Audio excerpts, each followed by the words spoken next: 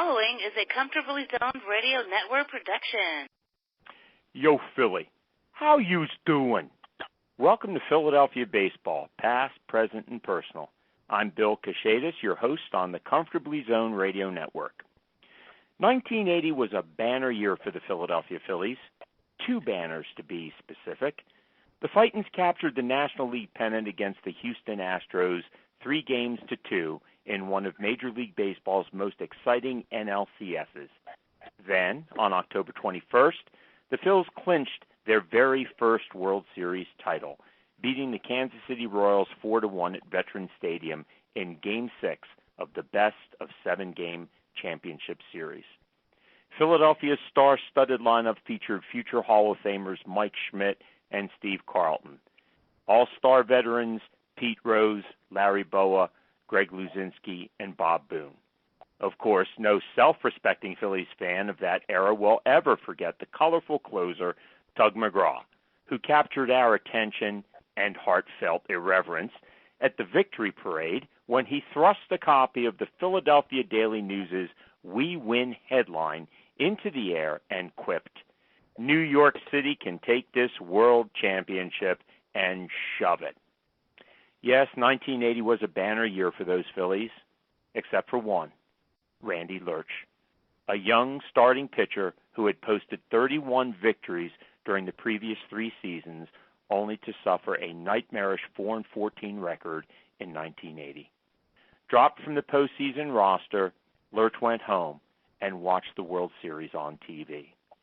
Traded to the Milwaukee Brewers the following season, Randy began a decades-long odyssey that included the end of his professional career, a divorce, another marriage and divorce, a variety of jobs, alcohol and drug addiction, failed rehab attempts, homelessness, and several close brushes with death.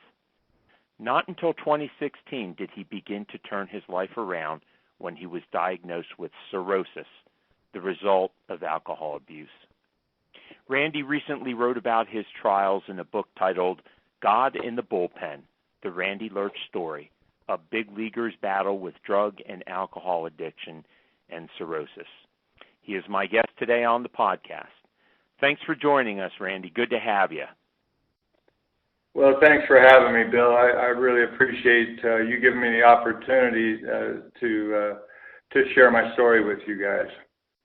Well, I was really moved by your book and the courage that it takes to be so forthcoming about some of the trials that you suffered in your life. But why did you write the book? How did you muster the courage to write the book? It not in my wildest dreams, Bill, that I think of writing a book.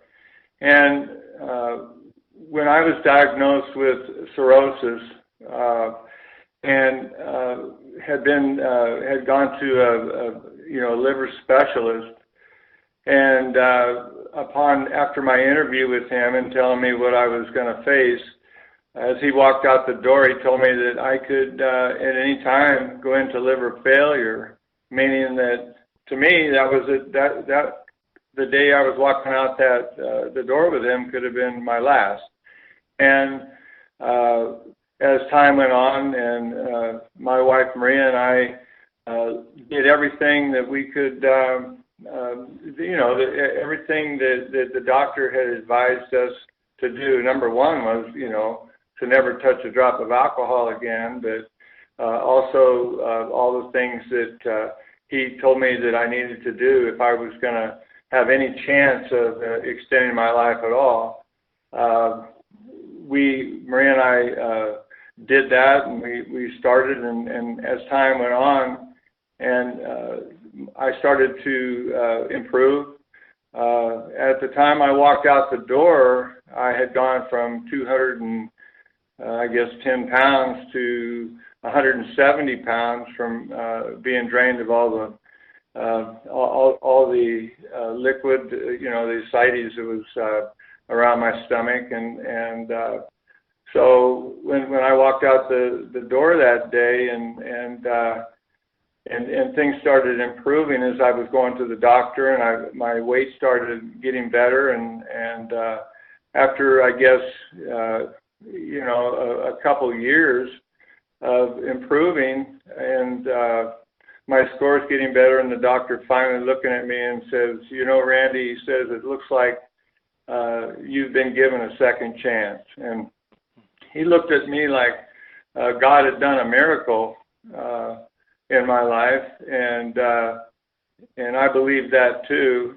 And so I wanted to climb to the top of a mountain and scream at the top of my lungs and tell my story, so no one else was gonna. If I could at least, prevent one person or however many people from going through this, and also knowing through all the trials and tribulations I've been through in my life, and looking back at the way God had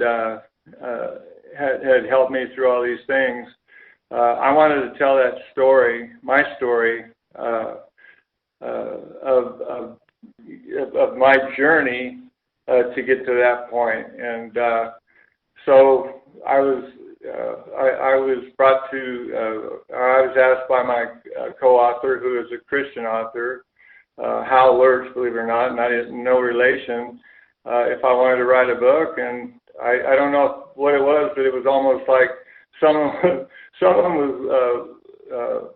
was moving my lips for me to say yes. And so I decided on this quest to tell my story.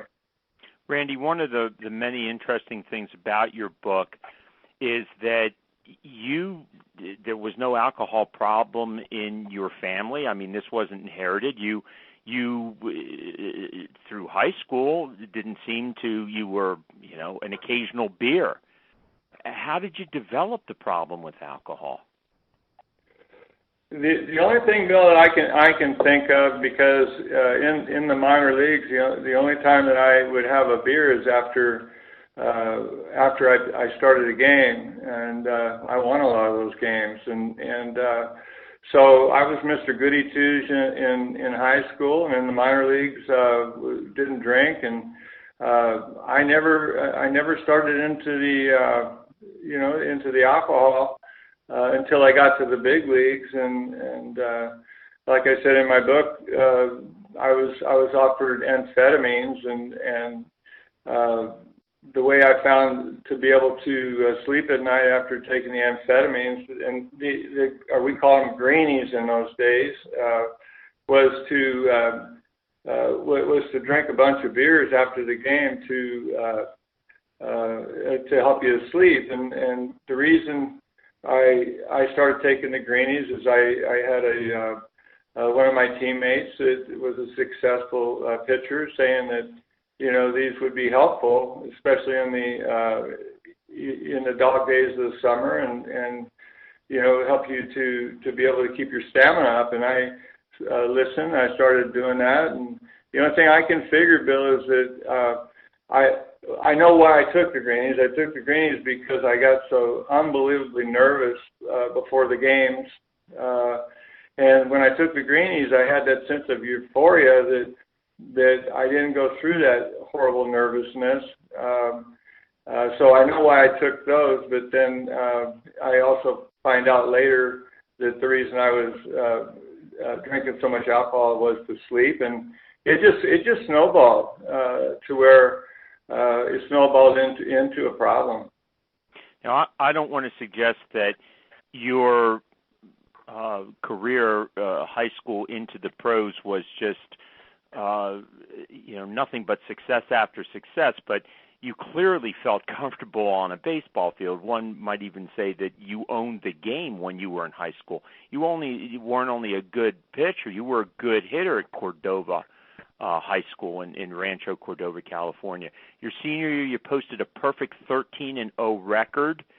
Your high school success captured the attention of the Phillies. Eddie Bachman, the same scout who signed Larry Boa, was following you. The Phils selected you in the 8th round of the June 1973 amateur draft.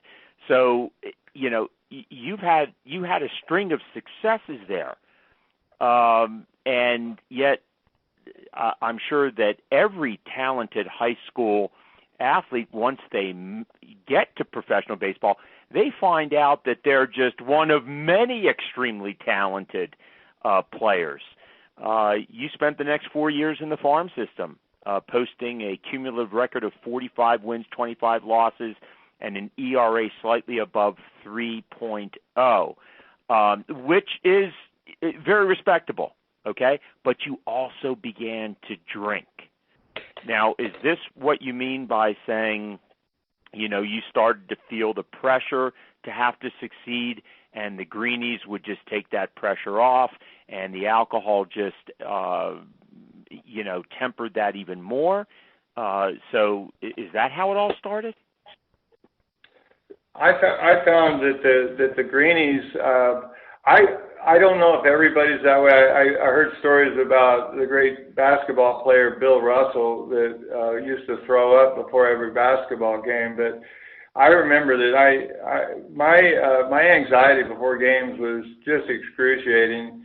But I found out later that that's what made me good, was the fear of failure. But once I started taking the greenies, it took that horrible anxiety away and turned it into me feeling like I was Superman.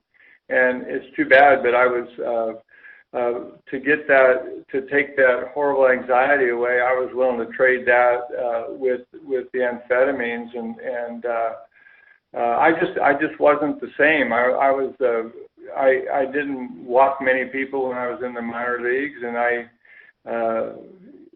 when I went to the major leagues, the anxiety and fear of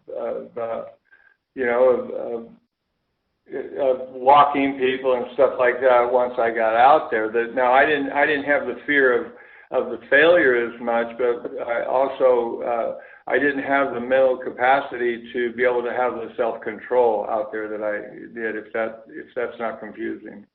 Mm-hmm. So essentially, you're saying that you did not have the anxiety problems when you were in high school, but the pressure of professional baseball instigated those anxiety problems. Is that correct? Yeah, that's correct, and it just really snowballed, and I think that it really did expose maybe the alcoholic that I was down deep, because as things got more and more out of control, and I never, after that day, as I stated, I pitched some games out of the bullpen, but I never started another major league game without amphetamines in me. And if you do the comparison between what I did in high school and in the minor leagues, what my record looked like, and then after in the major leagues, and I was somebody that should have done way better with the God-given ability that I was given. What's amazing to me is how could you do as well as you did with the drinking and the drug problems? I mean, 1977 was a career year for you. You were called a September call-up in 75 and 76, but the Phillies called you up for good in 1977, and you responded by going 10-6 as a starter, and 3 of those victories were complete games. So your professional life was going really well. Your personal life was also going well. You'd married your high school sweetheart a few years earlier, and in 1977 she gave birth to your first child, Christy. So with all that success, why did the drinking become worse? Again, I looking back on it, and not being an expert on this, I think it just got out of control. I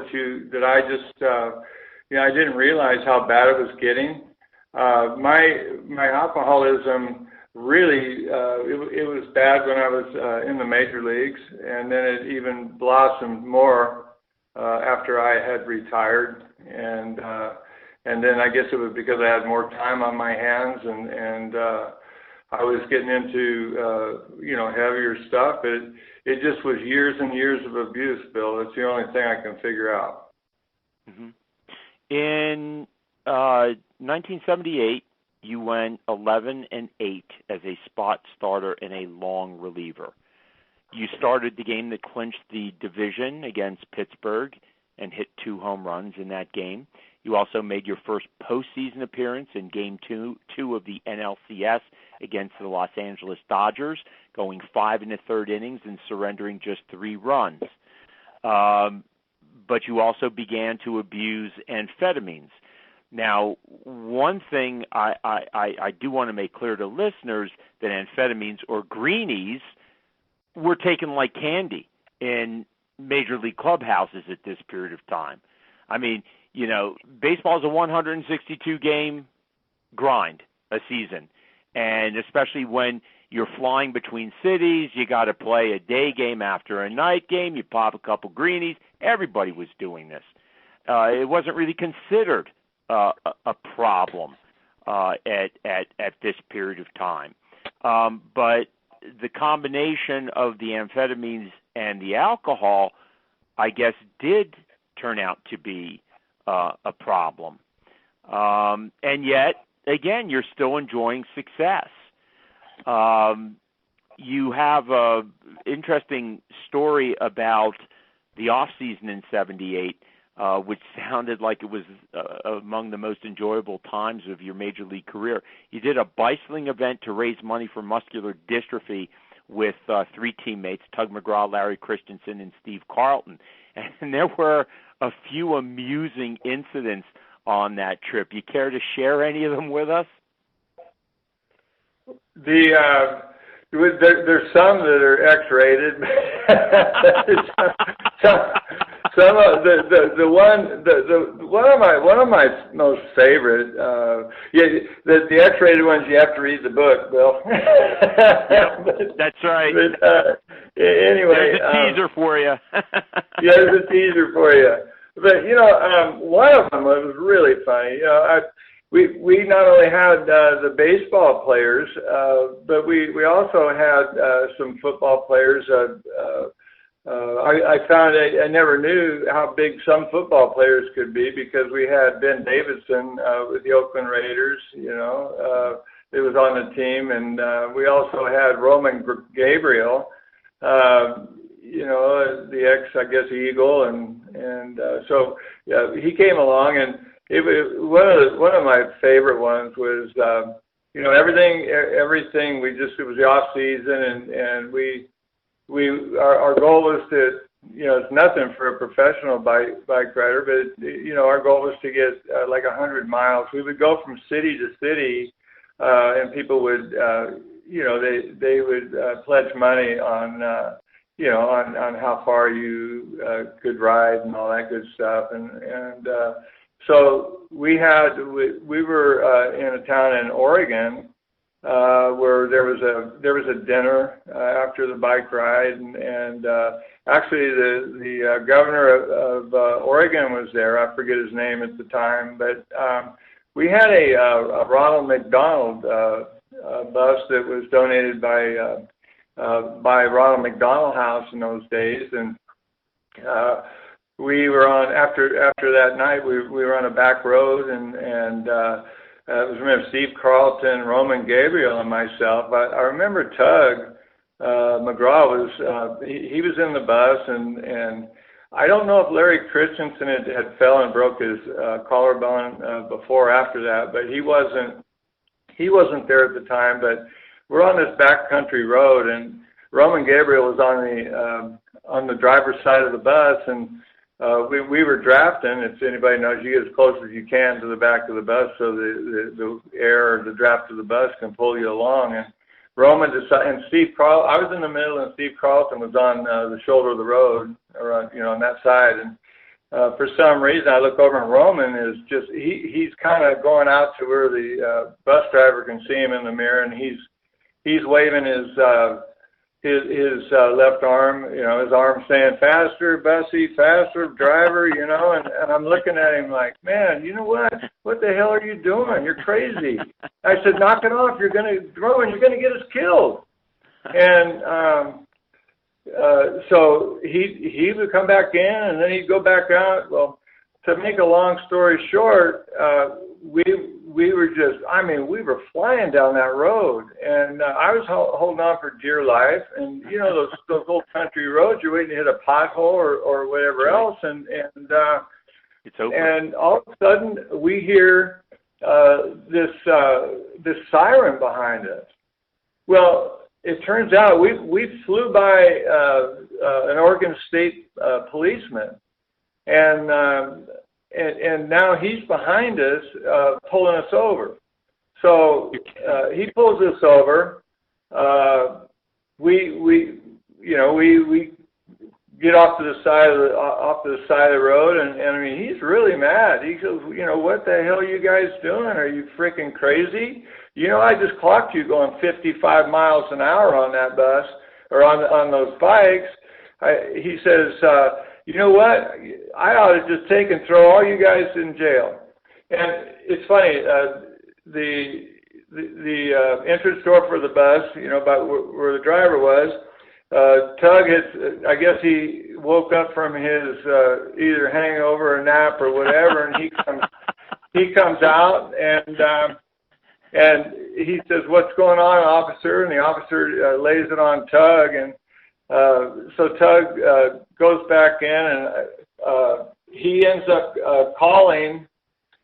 He had the number of the governor of Oregon. So Tug calls and gets a hold of either the governor of Oregon, his secretary, or whatever. I gotta believe it was the governor of Oregon.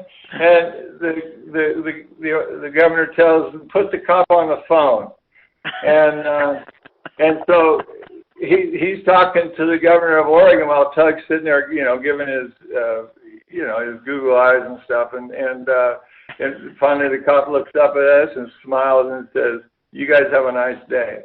And that was the end of it, So I'm thinking, man, and I'm thinking, here I am, a rookie, kind of, I was only my second year in the big leagues, and I'm thinking, man, welcome to the big leagues, pal. Tug definitely had some attack. He had some good connections. So that was just one of them. Tug was a mentor of yours. He took you under your wing. He looked out for you. Talk to us about that relationship. I mean, it's kind of unusual for a reliever to be as close to a starter. I mean, they're really kind of separate roles. But Tug became pretty close to you. He did. Tug's the only guy that was a little bit goofier than me. I don't know, but I remember my first spring training. He was half teasing and half not. But he was telling me that reading me the riot act, that if I thought that I was going to take his job as a left-hander, I got another thing coming. And we kind of hit it off. Our in the off seasons, our families would get together. When we went out to Tug, being from the West Coast, he got close to my mom and dad, and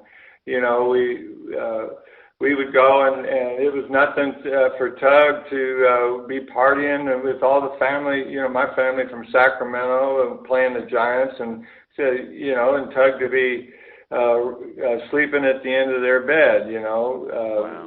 After partying all night, and so we got real close to Tug, and whenever I went through my times, I would also always lean on him, and he was the person that when I got in real dire straits, and I'd gotten into the drug addiction and the cocaine and stuff like that. When my career was over, I didn't know what to do. All I was going to do is be dead or go to jail, and or both, or just be dead and in jail, right? But he actually sent me. I called him and he sent me a plane ticket to with no strings attached. He just sent me a plane ticket. I was penniless. He brought me out to Philadelphia. He put me up in his home. He had plenty of personal problems of his own, but he put me first. And Tug, I'll never ever forget Tug. Tug was always there for me. He was a great friend. 1979 was really a turning point in not only your career but your life, Randy. By June of that year, you got off to a 3-6 start. The Phillies dropped you from their starting rotation, and you were just devastated. You write that you returned to your hotel room in San Francisco. You got down on your knees and dedicated your life to Christ. After that, you wrote, "I had a great feeling of peace and joy throughout my whole being." And from that point on, you credit all your successes to God's intervention, including your 1979 season when you rebounded and finished up at 10-13 and 35 starts, posting a 3.74 ERA. But the next year, the Phillies won the World Series. You considered that the worst baseball year of your life. Why? I know you were dropped from the postseason roster, and that's bad enough. But why was that year the worst of your baseball life? Well, I can only, as looking back on it, Bill, the 1979 season, I'd had the best statistic season of my career, and I felt like through all the ups and downs throughout my career with the Phillies, I felt like I was finally in 1979. I'd come into my own, and it kind of had turned into a pitcher, and I think anytime a pitcher pitches over 200 innings and completes quite a few games, especially in this day and age, you can be counted on by the team. And so when I came into the 1980 season, I started the 1980 season real well, and I just couldn't seem to get on track. And it was just such a major disappointment, and things just kept unraveling. And to go into that season, not be a part of that World Series team when I felt like I was such a major part of it the years before, it was just an unbelievable pill to swallow. And I just I at that point when I didn't know how to take that. I couldn't take it as I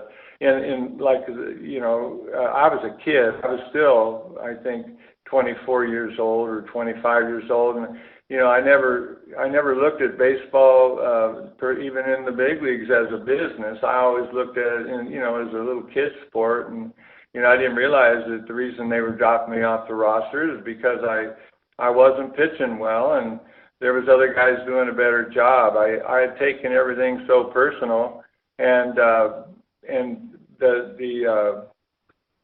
disappointment of all these things happening at once was overwhelming for me. Now, did it ever occur to you at that period of time, you had just dedicated your life to Christ in 79, and 80 was terrible? It would be easy to look to the Lord and say, "Look, why have you forsaken me?"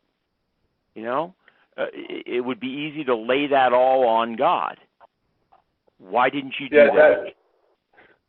Well, I didn't lay it on God because I first of all, when I accepted, and this is all in retrospect. I mean, at the time, I can't tell you exactly why I didn't blame it on God, but I can tell you that when I accepted Christ as my Savior, I know in my heart I was turning all of my worries and all of my problems over to Him, and then when I accepted him, I had a little bit of knowledge of of the Lord, and walking with Him, and Jesus, and all that, of Him saving us and stuff like that. But I was such a young Christian, and I didn't have the people and the support around me. And looking back on it, the only thing that I can figure is that, and all of these different almost tragedies that I went through in my life, I truly believe to this day that this was God preparing me to be able to write this book and story. I think things happen for a reason, and there was no blaming God. I knew it was on me, if that answers your question in a big, long sentence. It does, but it also evokes another question, because I know those late 1970s, early 1980s Phillies, they had a number of Christian athletes on that team. I mean, you had Bob Boone, Mike Schmidt, Gary Maddox. They had baseball chapel every single Sunday. Wasn't that enough of a support for you when you were going through this, or was it the kind of thing, well, you're a pitcher, those guys are field players, and the two don't mix? Or why couldn't you get that support within that Christian community? I have no idea why I didn't share it with anyone. One thing that was, again, looking back on it, one of the things that I was very fickle with my walk. I would go to chapel when things were going bad for me, and when things were going good. With a lot of Christians, then you didn't feel like you needed the Lord, and so I was back and forth through chapel, and I was playing just like I did through my whole life, Bill. I played that darn yo-yo ride, and never really. I think that probably my prideful way to sit down and to talk to somebody about it, it was above my pride. I don't know, but one thing I do know is I played the the yo-yo ride like a lot of new Christians, rookie Christians do. Mm-hmm. Randy, what is, and I've said this earlier too, but what is so amazing to me is that despite the problems with alcohol, despite the drugs, and you were doing more than amphetamines after 1982. You began doing cocaine in 1982. Yet somehow you managed to pitch with some success at the major league level. With the Brewers, with the Montreal Expos, and later the San Francisco Giants. How on earth were you able to do that? Didn't these addictions just sap your strength? I don't know, Bill. That's pretty strong, I guess. But no, you know what? One thing, and it's so amazing, is that I was taught. Even after, in the big leagues, is that, okay, you go and after the game or whatever, you party your tail off, and you party, up into the day before the game, and then you get your rest. And that was instilled with me forever. And I did my partying, and the bad thing was I was taking my amphetamines. The only time I was under the influence was with the amphetamines when I was playing. But I never went out on the field hungover, or again under the influence or anything like that, with the exception of the greenies. So I guess what was instilled in me at an early age: make sure you get your rest. But I was still didn't realize that you can't just think that you're gonna abuse yourself that whole time and then have your head be straight. And one thing too, I didn't interject, Bill, is that I've always was of the opinion, we'll never know, but God had given me. I mean, I could throw a 95, 96 mile an hour fastball left-handed and run like a deer and hit. And well, I was a good athlete. And you said, well, how did you perform like you did? Well, I can't imagine, in my own mind and in my heart, what I could have achieved if I'd have had my head screwed on straight. Mm-hmm. Mm-hmm. And the end of your baseball career didn't really help matters. I mean, you continued for the next 3 decades to be on an emotional and physiological roller coaster. You entered detox programs at least 3 times, but you were still unable to stop the drinking or the drugs. Why? I think that, and I've said this a number of times during the show, and looking back on things, at the end of my career, too much happened too fast. I remember, my last team I played for was in Louisville with I guess it was the Cardinals in AAA in Louisville. That I retired after that, not only to come home and my wife tell me that she didn't love me anymore and wanted a divorce. At the same time, I'd made some bad investments, and I didn't make a lot of money in those days. Compared now, I mean, nobody did. But I had lost all my money, so I ended up losing my house, and then I went into business with my dad, and the business went broke, and my dad and I had a huge falling out. And one thing I always went to was my crutch was the alcohol, and on top of it, I went. The alcohol wasn't good enough. I got into using the cocaine, and so I think things just it was too much for me to handle, and then the crutch of me medicating myself to make the world go away was what I did, and that went on for a long time. When Tug brought me out to New Jersey, I got a job in construction, again with the book will tell. Mm-hmm. But we got in job in construction and did some pitching lessons and stuff like that. But it was just me pretty much against the world, and the only way I could make the world go away through all my pain was to abuse myself. Randy, how did you finally beat your drug and alcohol addictions? The only way I did, and this was after 40 years. I remember I went to the detox twice with the blood alcohol in the mid 3s. That's a walking dead. And then finally, after not having so much pride and still thinking I could beat it, when I was in detox and not go to rehab, I finally agreed to go to rehab. In which, when I walked out of rehab, I still so many people think that you go and spend a month in rehab and you're cured, which when you have this horrible disease of drug and alcoholism, it takes a lifetime of hard work. And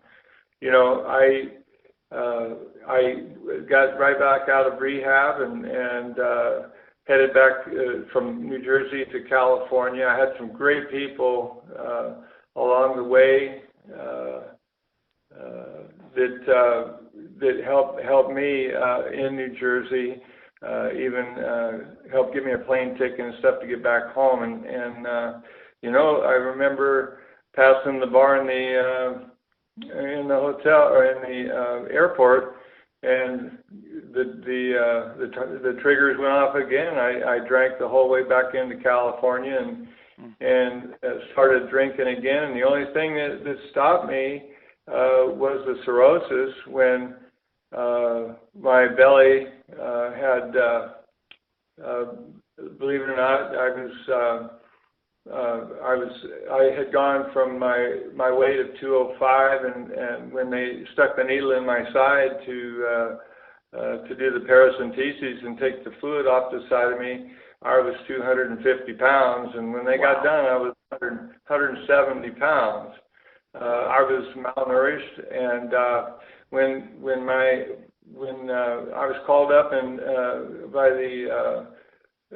the doctor and tell me that I had cirrhosis, and before all that I had gotten on the internet and found out exactly what it meant to have cirrhosis, and when they told me I had it, I had known enough about it to realize it was pretty much a death sentence. And when my precious wife, Maria, looked at me and said, "Don't leave me," that was enough for me. I saw the hurt in her eyes, and from that day, it was actually, Bill, it was 3 years ago this month on the 3rd that I quit drinking. And for someone after 40 years of drinking pretty much every day and being in that depths, I quit cold turkey, and now I'm doing real well. But it was that fear of horribly hurting Maria and leaving her alone. Knowing what you know now about drug and alcohol addiction, Randy, if you had the chance to go back in time and talk to that 24-year-old Randy Lerch, what would you say to him? I would say that you have been given so much God-given ability. Why would you take and ruin that by abusing drugs and alcohol? Hey, young man, let's go ahead and find out what this God-given talent can do for you, and then we can count our chips at the end. And what is your hope for this book? Your target audience really has got to be athletes who are, falling to temptation to drug and alcohol abuse. It's not uncommon, especially with the pressures that, young men have in professional sports. What do you want to say to them? I want to say to them that, that this is a horrible disease.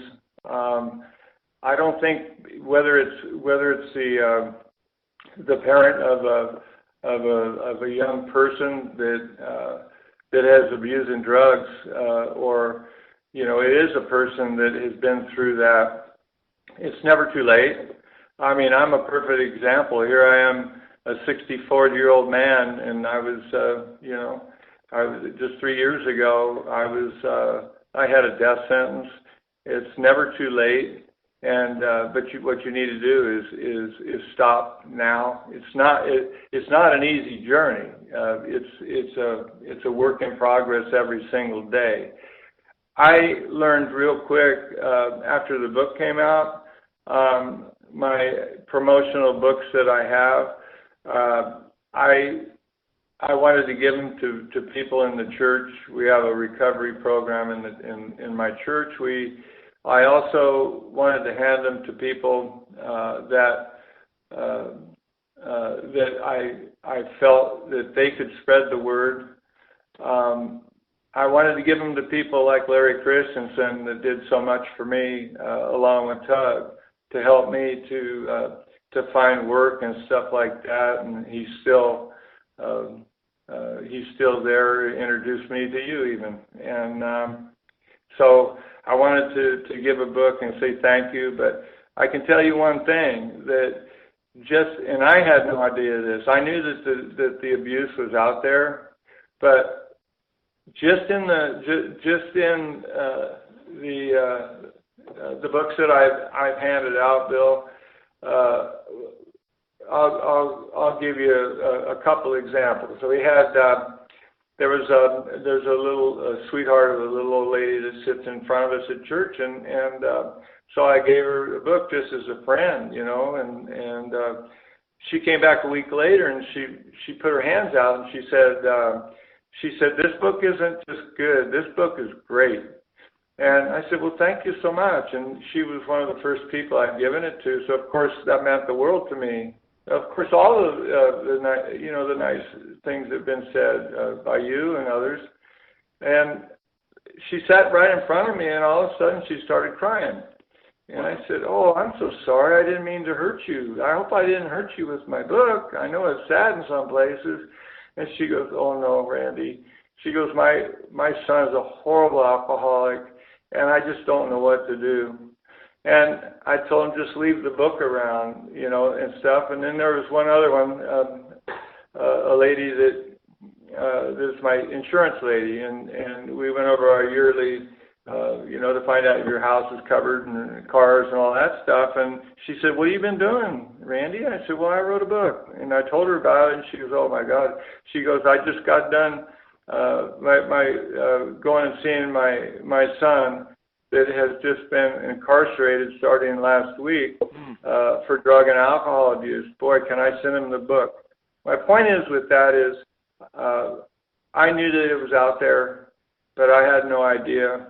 And my dream would be to help as many people as I can to share my story that maybe make people realize that this is a horrible disease, and it not only will destroy your own life, but most importantly, it just destroys the people around you, and you don't have any idea how bad it hurts your family. Sometimes you don't realize the number of lives that you touch, which it sounds like you have. Randy, keep on doing what you're doing. Lord willing, you're going to have a lot of years ahead of you to do it. And this is a wonderful contribution. We've been speaking with former Phillies pitcher Randy Lerch, author of God in the Bullpen, The Randy Lerch Story, a big leaguer's battle with drug and alcohol addiction and cirrhosis. The book can be purchased online at Amazon Books. Randy, thanks for being with us and for sharing your remarkable life story. I wish you the best of luck and success with the book. Thank you so much for having me, Bill, and we'll be talking soon, buddy. Absolutely. And thank you, Philly fans, for tuning in. See you next week for another podcast of Philadelphia baseball, past, present, and personal. This is Bill Kashatus, rounding third and heading home on the Comfortably Zoned Radio Network. The proceeding has been a Comfortably Zoned Network production. You are advised to keep your dreams wet, your humor dry, your children and grandchildren out of military recruiting offices and off the laps of clerics who wear dresses. Thank you for listening, everyone. Happy trails.